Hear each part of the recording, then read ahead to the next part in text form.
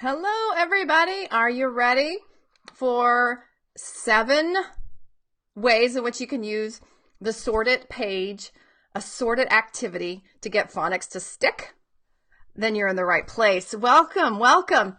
I am Dr. Marnie Ginsberg of Reading Simplified, and it's our mission here at Reading Simplified to help classroom teachers streamline their reading instruction and accelerate their reading achievement. So I'm so glad that you've joined us tonight. I'm going to be sharing a freebie with you so that you can access some of the tools and practice what we're talking about. And I'm also going to be sharing 7 different ways you can use this hub of an activity that we teach here at Reading Simplified. We call it Sort It. And if you're just tuning in and you have used Sort It, let us know what you think. Or let us know how you've created some variations in your classroom. How do you make Sort It work for you? Or if you've never heard of Sort It before, that's okay. Share an activity that you'd use that helps get phonics to stick, because that's really what this whole thing is about. So tonight we're going to be sharing about, let me show you the page. This page. This is called the Sort It page, and this is the freebie that I'm going to be sharing with you. One of 2 pages of a freebie for tonight. Does that sound good? You like to get some free stuff? Then you'll find that in the comments. So you can get that either now or later. So Sort It, this one page, is a hub for tons of phonics information that I teach and that Reading Simplified teachers teach. So it's a very simple tool that we use over and over again or refer back to get phonics to stick. So briefly, a lot of you have followed me and know what Sort It is, but if you haven't, let me briefly explain. See, here at the top, what you're learning is the O sound. And the student would be reading O sound words, and then she would write the O sound words in the appropriate column for the appropriate spelling. And as she did it, she would say each sound. So she would say for over here, she would write ha, o, and here she would write sh, o, and so on. That's one key to Sort It. It's one sound, multiple spellings, and you write and say each sound so it links sound and symbol. Gets that stuff to stick. The other key is the key sentence. This is a mnemonic that we use over and over again, and that will come up tonight in the 7 ways I'm going to show you. The mnemonic is this key sentence is a mnemonic or a mental hook that we use all week as we refer back to the O sound and all of its spellings that we've practiced all week. Okay, so for the O sound, there's a lot of high frequency words in this key sentence. Go home to show the boat to Joe. And notice how those words correspond in order to this pattern. Go home to show the boat to Joe. Okay, so that is Sort It, blank. And here's one completed. Say you were giving kids a Sort It page and you were giving them a word list as part of the page, then they would fill it in like this. All right, so that is Sort It briefly. And if you go to readingsimplified.com and click on the Start Here button, you'll be directed to more information about Sort It. But also, if you get the freebie that's available tonight, there is a link to learn even more about Sort It and how to do it, when to do it, why it's effective.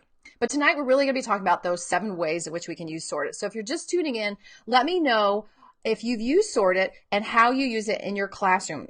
Either share how you find it or share how you've varied it. So let's see if I can pull up this comment.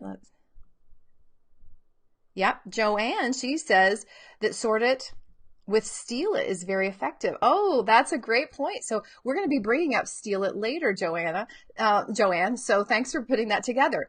That's absolutely right. That's a little premonition of what's to come. Thank you.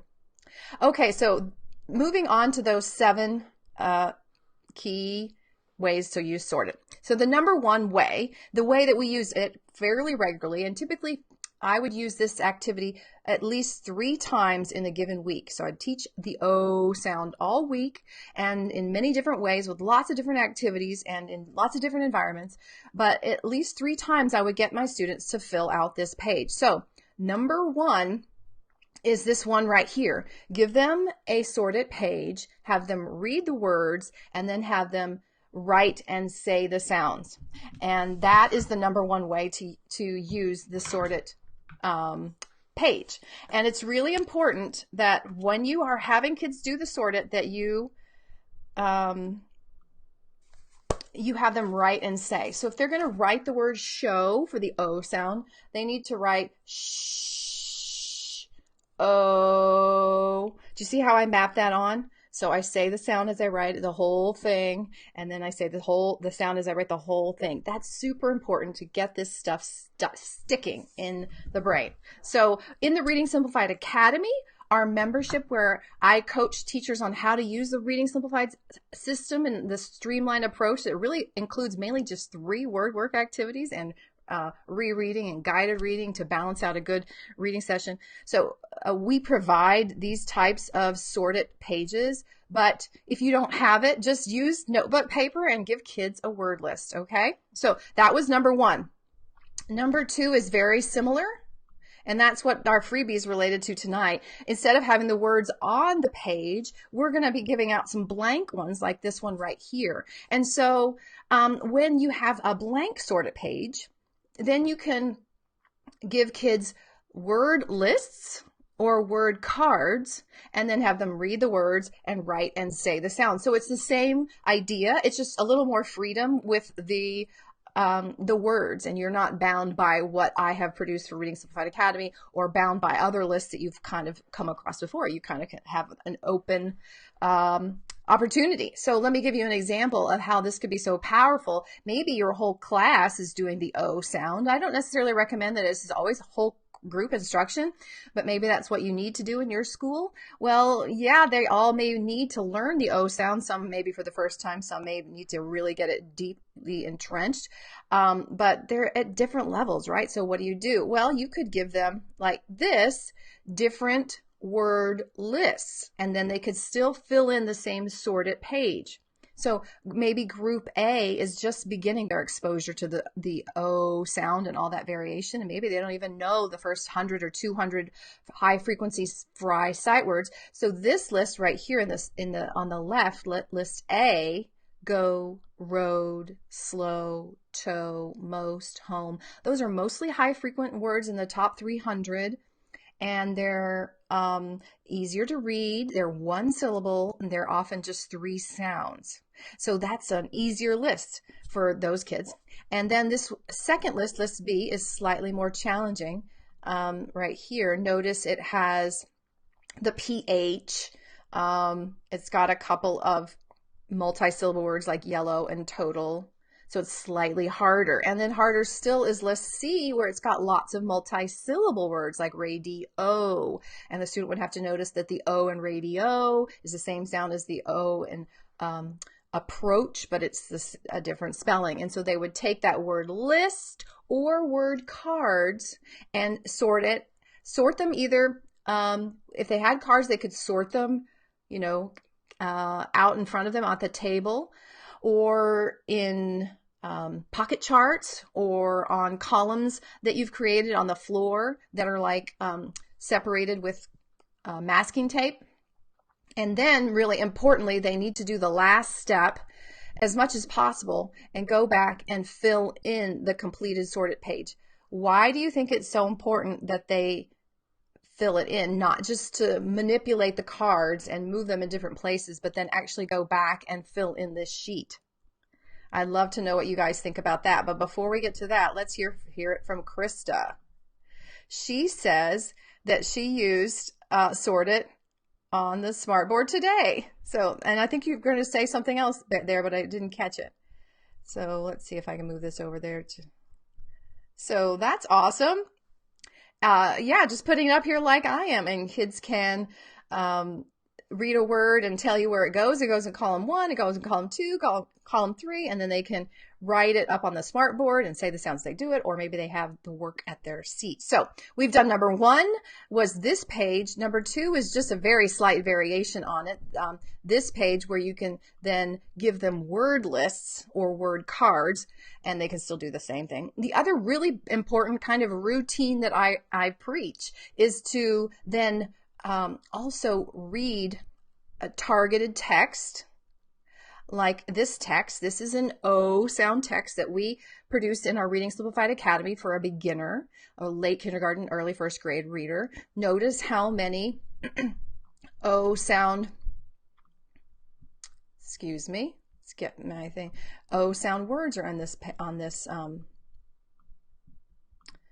passage. Let me get that. So we've got the O in Joe, the O in Joan, the O in both. We have several different O spellings. And so not just doing sort it for word work, but then you get so much more transfer if you then read O sound text, and then not stopping there, but you can keep extending this activity.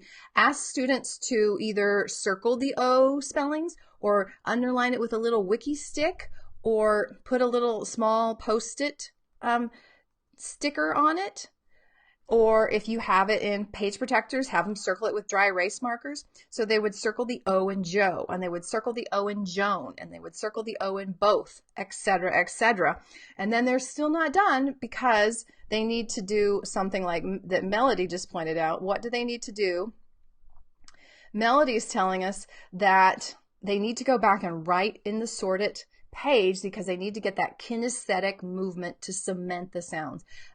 Research has shown us that writing actually is much stronger, makes a much stronger linkage to long-term memory than even something kinesthetic as moving. So writing is so powerful. So when you have that third activity that I was talking about of reading a text, searching for the sound, and then then you don't forget the last step, which is going back and filling in the sorted page as many times as you can. Now, a lot of times you won't have time to do the whole page maybe, or maybe they can just do one word in each column, but still get them to do as much kinesthetic writing and saying. So they would write b-oat, and that would help make the phonics stick. So we've talked about just doing a sheet like this with the words already on it. Doing number 2 would be a blank sheet where you and I have a word list or word cards. 3 is doing reading, and so I'm going to show you 3 different examples. So this is from the Reading Simplified Academy. That's the membership I was alluding to, where we have lots of resources for you to align with the activities that I recommend. But there are also lots of resources out there that you can just pull from. Maybe your Basel reading series has decodables, or you can find one like this is from Scholastic Animal Phonics Readers. And what I like about this is there aren't many words on the page, and you can see there's more than one spelling of O. There's the O in goats, there's the O in home, there's the O in alone, and there's the O in so. So they could go through. Obviously, you don't want them to write in your probably only copy of the book, but you could mark it with these little tabs, or they could tab it with the end of their eraser and then go fill it out on the sorted sheet. So that's a nice activity you can do over and over again with multiple texts. And it doesn't just apply for kindergarten or first grade readers, but upper level readers, especially if they haven't had a strong decoding background, may still need some of this phonics knowledge at this micro level. So let me give you an example of how you can do the same activity but with harder text. So this is also from our Reading Simplified Academy, but this is like a 4th grade, or late 3rd grade, early 4th grade reading level passage. And it's about Puerto Rico. It's a nonfiction passage.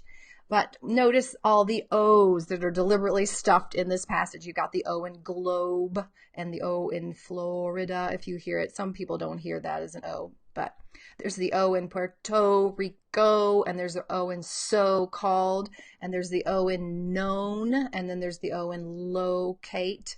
And on the next page, there's more O's. So you see, that's a really nice routine that you can unfold over and over again with different texts, but the students keep going back to that sorted page, which is like a mental framework, and it is just a way for information to hook. Not only do they have the little file system of these different columns, but they have that key sentence to keep referring back to all week. And you say, oh, now, Jamie, what was the O sound?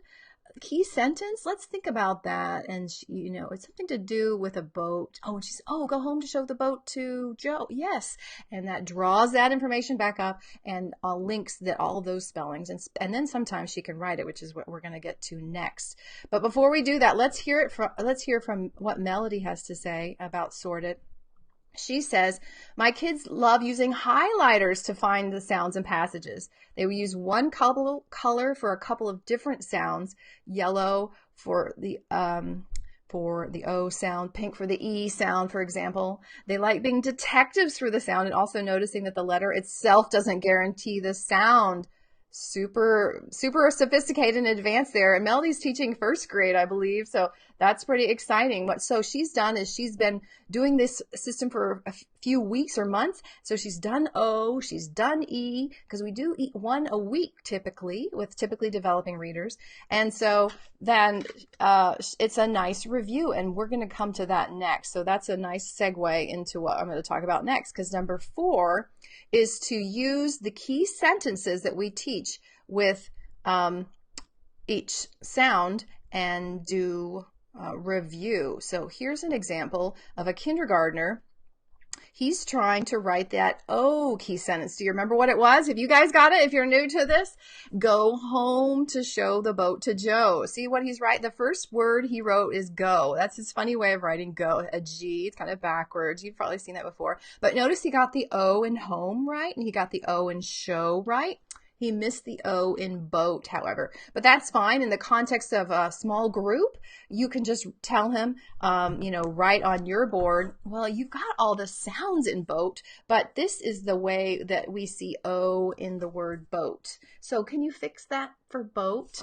And so it gets a lot of assessment information out there for you, but then also gives them the opportunity to practice phonemic segmentation, to work on their recall of spellings, and realize that they can do quite a lot more than they probably thought they can do with their writing, because some other core activities that we teach, read it and switch it, have laid the groundwork, the phonemic groundwork for them to do that work of hearing each sound and representing it in some way. And then you're there to correct the parts that need a little correcting.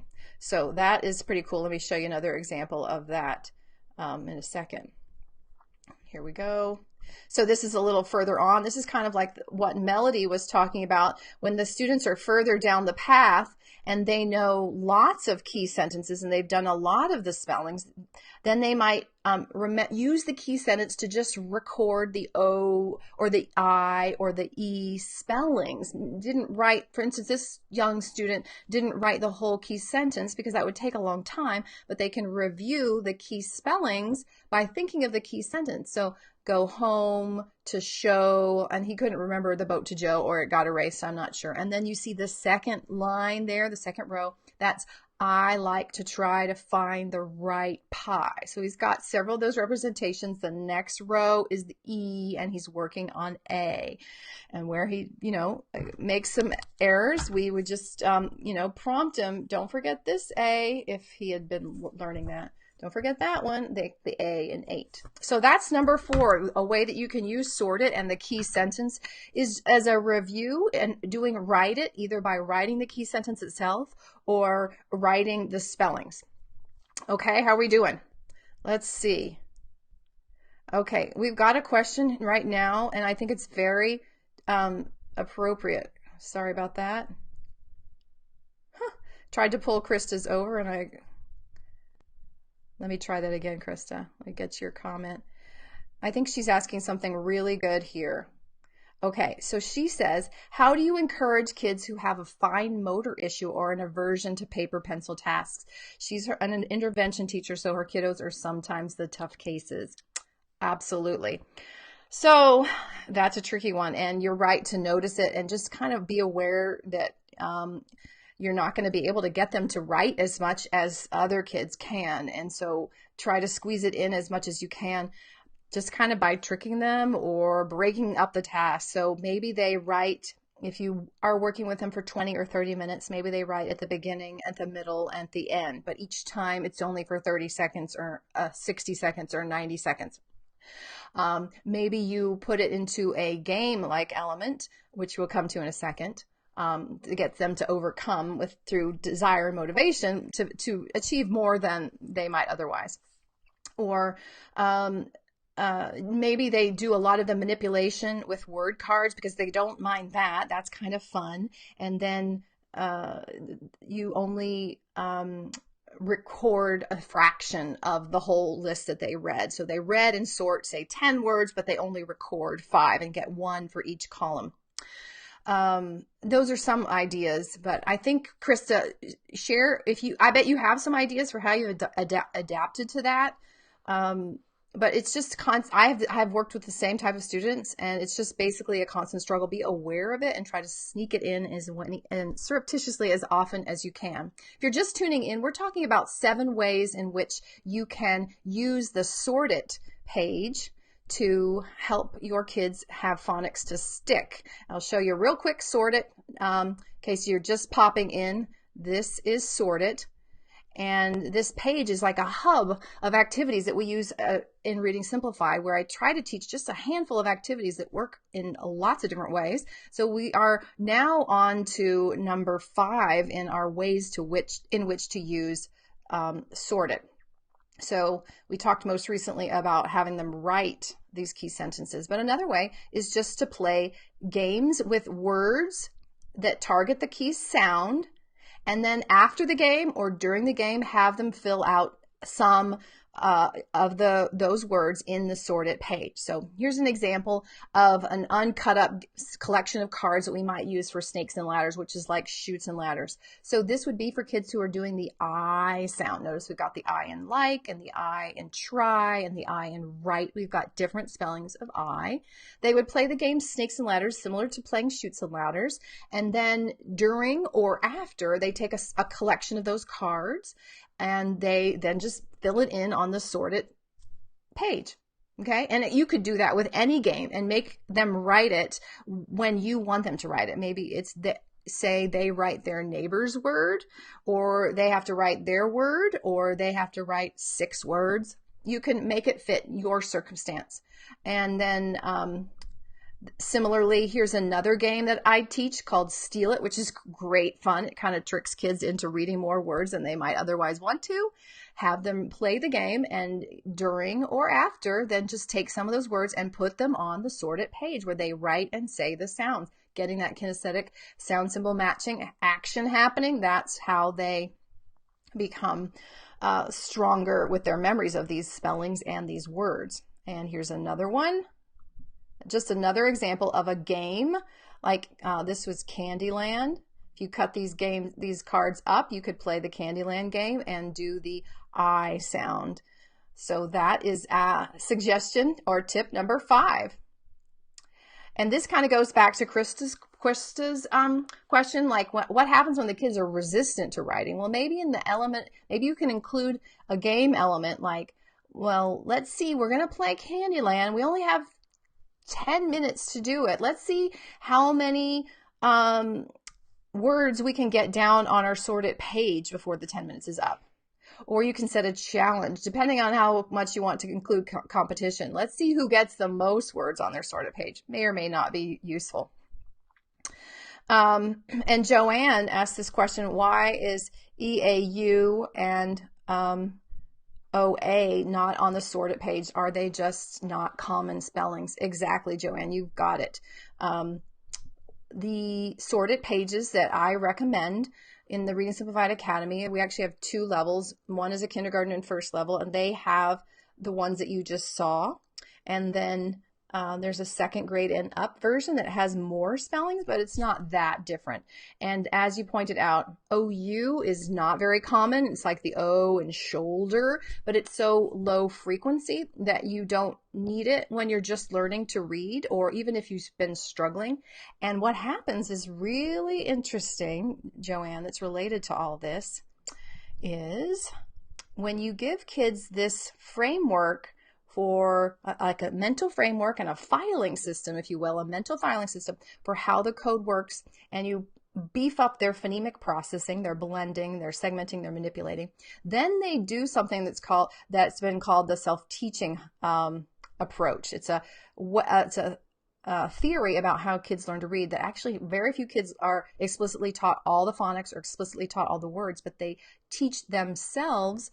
And they can only teach themselves if they have sufficient phonics knowledge and sufficient phonemic awareness. So the Reading Simplified activities does those things with teaching these kinds of phonics and doing phonemically manipulative activities so that they have the tools. So when they come to the word shoulder and they've never seen it and they say shoulder, oh, shoulder.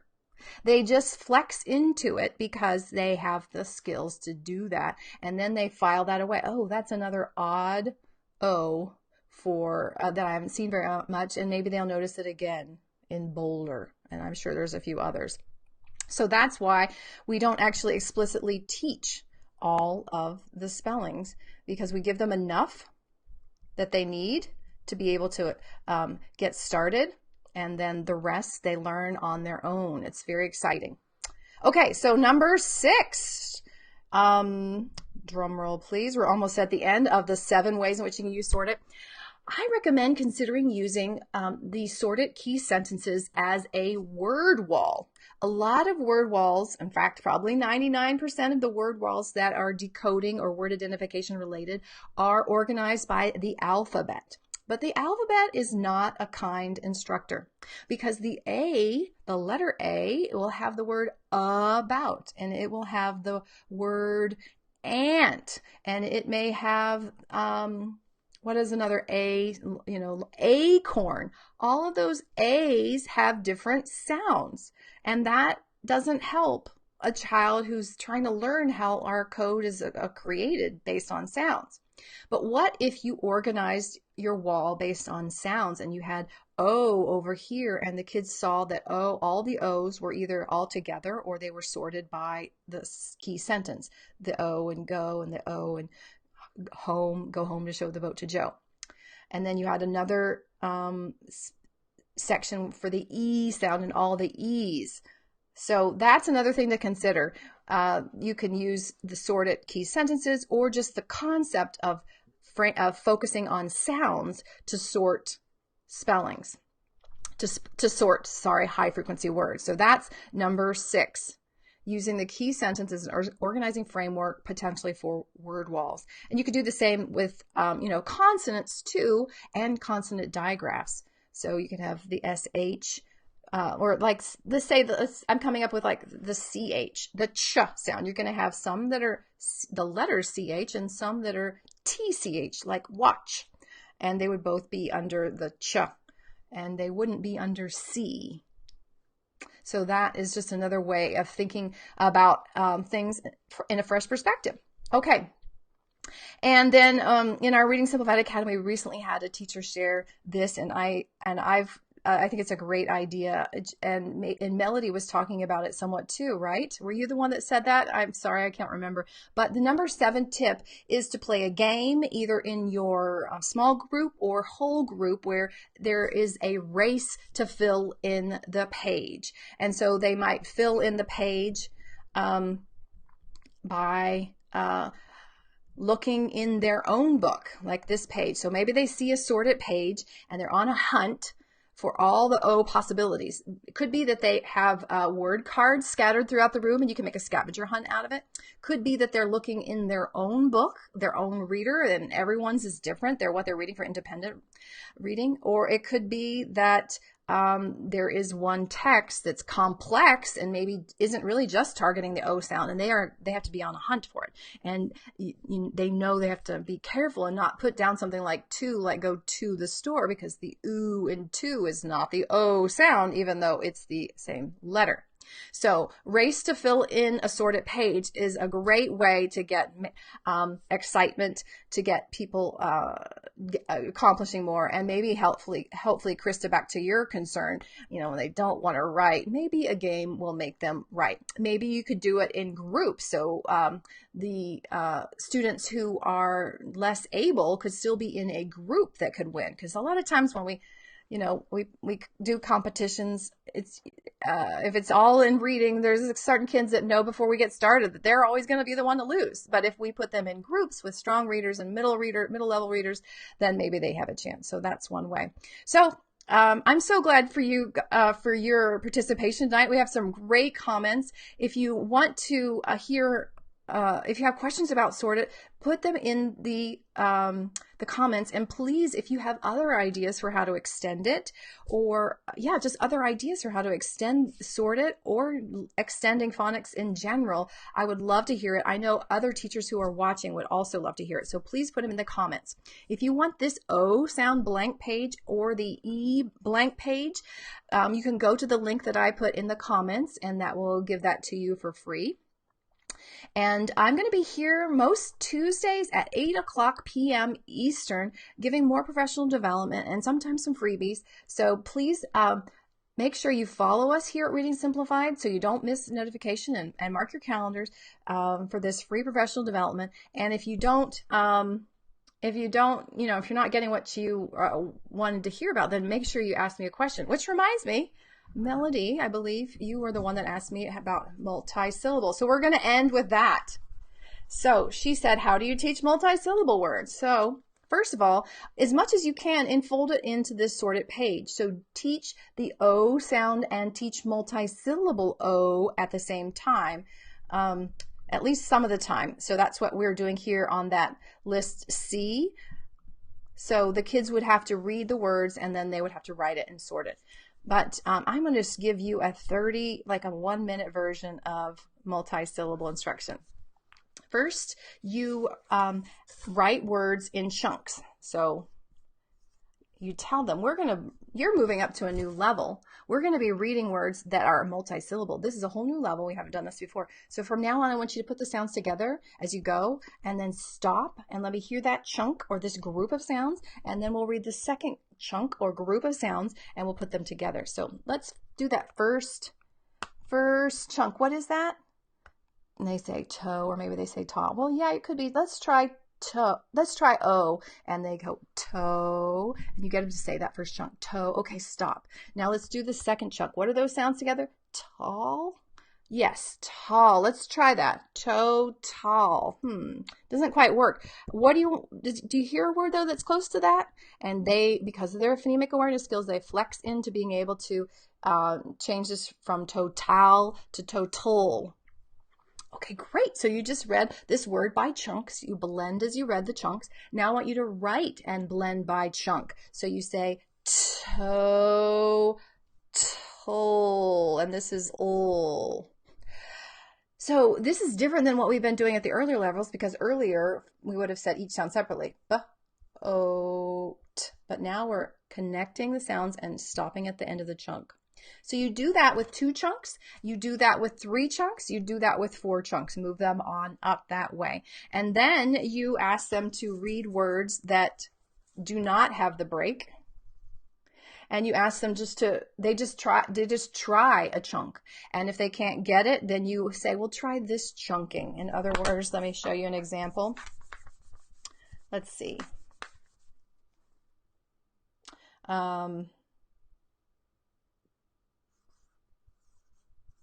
I probably wouldn't give this word to, this is on my list right here. I wouldn't give this as a word to a beginner, but because that's hard to do E. But let's say they said rad, and you would say, well, you're right, it could be, but let me help you. Let's see if we change it to that, what would that chunk be? Ray, oh yes, ray, and then the next chunk, radio, oh, radio. And so they just flex into it many times, and if they don't flex into it, and they say radio or radio, then just say, well, this could be I, but in this word it's E, radio. And so you are just helping them to see the chunk, and when they can't do it on their own, then you ask them to chunk it differently. And because of the strong phonemic awareness skills that you've been building into them with switch it and read it, and because you've developed the flex it strategy, try one sound. If it doesn't work right, then try another. Then these kids, they do pick this up, and they're able to flex it and adjust. And then, of course, afterwards, they would write it in chunks. Radio. All right. And then for writing, the other thing you would do is include write it. And so you would dictate words. Let's try Halloween. What are the first chunk you hear in Halloween? Of course, you wouldn't start with a 3-chunk word, but you would start with a 2-chunk word. But say we're at that point. Let's write Halloween. So they would write Halloween, giving their best representation. And you would make sure first that they caught every sound in the word, that they represented every sound at least in some way. And then if there was a misidentification of a particular spelling pattern, then you would just say, oh, well, this is the L in Halloween. That's how we write it, in Halloween in books. Can you fix that? So that's kind of the pattern. And then you do the same, encouraging them to flex it and covering the chunks. And when they read and guided oral reading, and so they'll be off to the races. There are more things you can do for in-depth study if stuff is not sticking for them. But those two things, the reading it, and the writing it, and then the coaching during guide reading, that will make it work for most kids. So I went a little longer than I intended to, because I had forgotten about that question, but that's a great question, Melody. So thank you. Again, thanks for being here. Share this with a friend if you think that other people would be interested in these 7 ways to which they can use Sort It, or maybe they want to get that free Sort It page. And tune in next week for our next session of Reading Simplified TV.